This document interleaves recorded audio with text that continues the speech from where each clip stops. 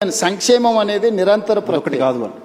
అభివృద్ధి అనేది నువ్వు ప్రణాళికబద్ధంగా చేస్తే, ఇన్ఫ్రాస్ట్రక్చర్ క్రియేట్ చేస్తే, ఒక వ్యవస్థల్ని నువ్వు క్రియేట్ చేస్తే ఆ వ్యవస్థలు నీకు తిరిగి ఇన్కమ్ జనరేట్ చేసి ఇస్తాయి. ఆ వ్యవస్థ అనే దానికి పరిమితంగా చేయడం వల్ల పరిమితమైన ఇన్కమ్ కానీ, పరిమితమైన ప్రణాళిక కానీ, ఆ పరిమితమైన ప్రణాళికను నెక్స్ట్ వచ్చిన ప్రభుత్వం కొనసాగిస్తుందా లేదా అంటే మనం చెప్పలేం.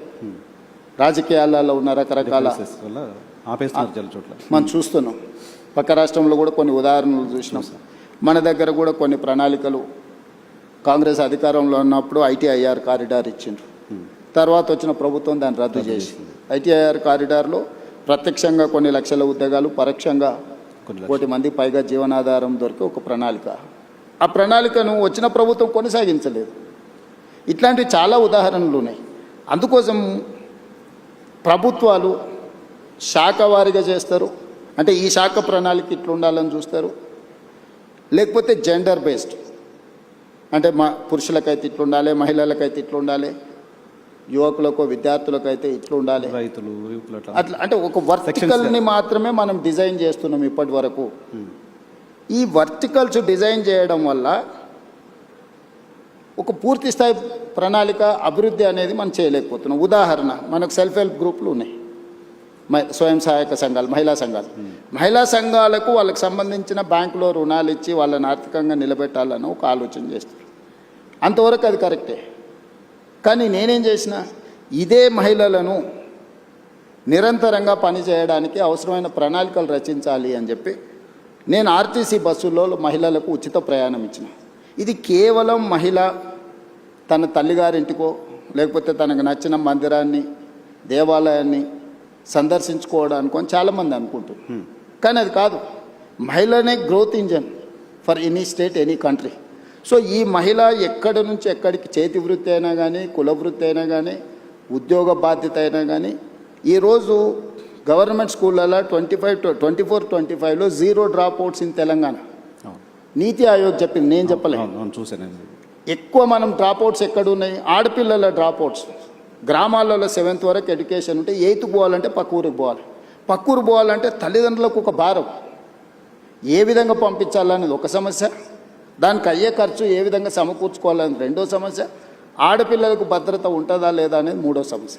కానీ నేను ఆర్టీసీలో ఉచిత ప్రయాణం ఇవ్వడం వల్ల ఏ విధంగా వెళ్ళాలనే సమస్య, ఆ ఖర్చులకు సంబంధించిన సమస్యను పరిష్కరించగలిగిన, రక్షణకు సంబంధించి తీసుకోవాల్సిన చర్యలు తీసుకున్నాం. సో ఆడపిల్లలు చదువు నుంచి దూరం కాకుండా మనం ఈ ప్రణాళిక వచ్చింది. ఈరోజు ఇదే మహిళలు తాము ఉద్యోగానికి కానీ ఎక్కడికి వెళ్ళినా నెలకు దాదాపుగా ఒక 10,000 రూపాయల సేవింగ్స్ ఉన్నాయి మహిళలకు. 28 నెలలలో ఆర్టీసీకి 10,000 కోట్ల రూపాయలు రాష్ట్ర ప్రభుత్వం చెల్లించింది. నీకు తెలుసు, రాష్ట్ర ప్రభుత్వంలో ఆర్టీసీ ఒక 50,000 మంది కార్మికులు, 50,000 కుటుంబాల ఆధారపడ్డ సంస్థ.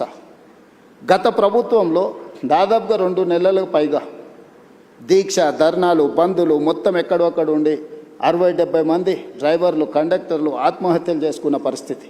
దివాలా తీసి ఆర్టీసీ మూసేస్తుండ్రు, ఆర్టీసీని ప్రైవేట్ పరం చేస్తుండ్రు అని ఆ రోజు ఉండే.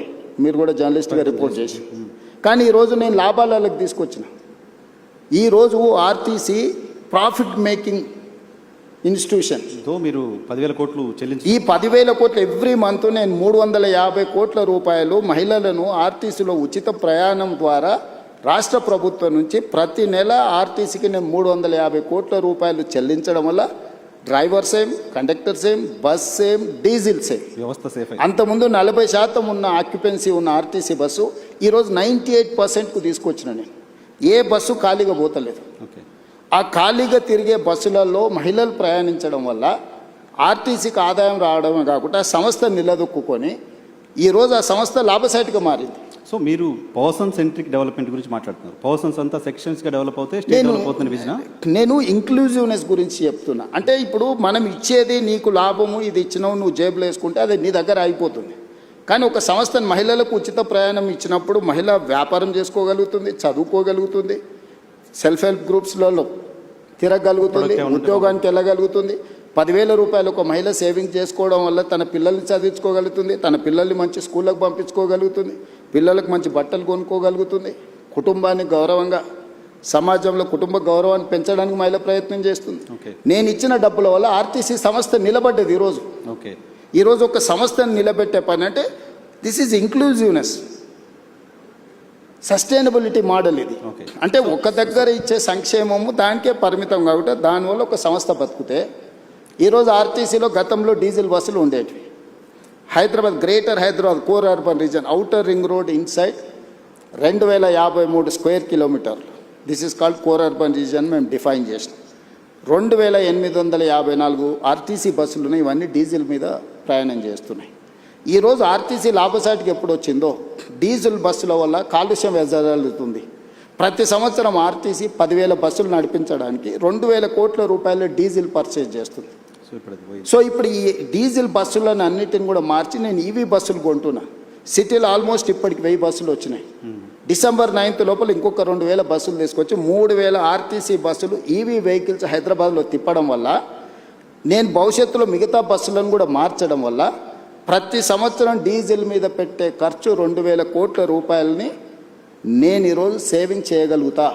ఓకే. ఈ 2,000 కోట్ల సేవింగ్స్తో నేను ఈవీ బస్సులు కొనుక్కోవడమే కాకుండా కాలుష్యాన్ని కూడా నేను నియంత్రించగలుగుతున్నా. సో మీకు ఒక ప్రభుత్వం చేసే ఒక పని తాలూకా ఇంపాక్ట్ మల్టిపుల్గా ఉండాలి అని చెప్తారు. అట్లా చేయాలి. కాంప్రహెన్సివ్ సస్టైనబుల్ మోడల్ అనేది మనం ఎన్నుకోవాలి. ఒక పని, ఒక ప్రయత్నం ఒక దగ్గర సంక్షేమం లాగా కనిపించినా, ఇక్కడ స్పెండింగ్, ఇక్కడ ఖర్చు పెడుతున్నట్టు కనిపించినా, అది ఇతర ఆదాయాలను సృష్టించడానికి ప్రణాళికలు ఉండాలి. ఓకే. సో నేను మహిళలకు ఉచిత బస్సు ఇచ్చింది కేవలం మహిళలు ఓట్లు వేయించుకోవడానికి, మహిళలు బస్సులో ప్రయాణం చేయడానికి ఇచ్చేసిండే రేవంత్ రెడ్డి అని చూస్తున్నాను. నేనేం చెప్తున్నా, ఒక మహిళ కుల వృత్తి కానీ, చేతి వృత్తి కానీ, ఉద్యోగం కానీ, ఉపాధి కానీ, చదువు కానీ, వీటన్నిటికీ